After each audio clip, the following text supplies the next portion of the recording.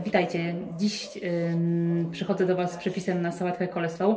Dlaczego tak? Ponieważ dzisiaj na obiad przygotowujemy kurczaka à la KFC, do którego idealnie sprawdzi się ta surówka. Do przygotowania jej będziemy potrzebować 3 łyżek śmietany, 3 łyżek majonezu, łyżeczki octu, a w tym przypadku jest to ocet spirytusowy, może być również sok z cytryny, łyżki soli i pół łyżeczki pieprzu oraz 2 łyżeczek cukru pudru. No i oczywiście kapusta biała, my mamy półgłówki, 1 średnia marchewka oraz cebulka, w tym przypadku cukrowa, żeby była mniej ostra.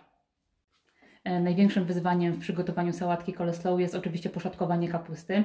Ja dzisiaj postanowiłam sobie ułatwić sprawę za pomocą malaksera i pokroję kapustę na mniejsze kawałki i partiami będę ją szatkować.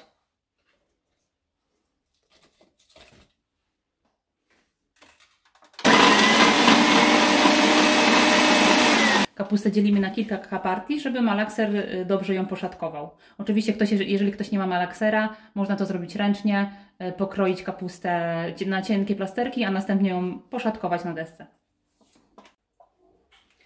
Po kapuście do malaksera wrzucamy marchewkę i cebulkę, również je siekamy.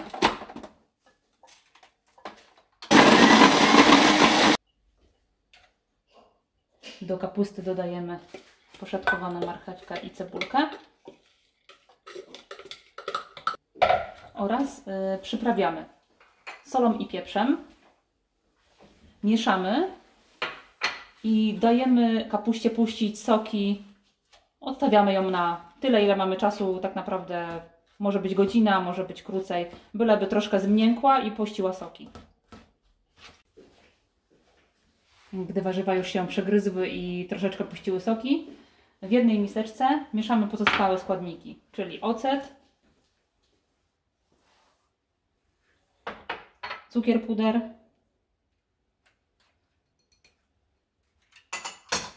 oraz majonez. Łatwiej nam będzie w ten sposób wymieszać sos.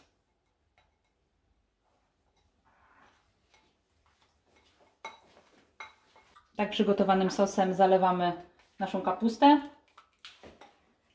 i dokładnie mieszamy. Jeżeli mamy taką szansę, to odstawiamy ją do lodówki, żeby przegryzła się z sosem. Jeżeli nie, to możemy jeść od razu.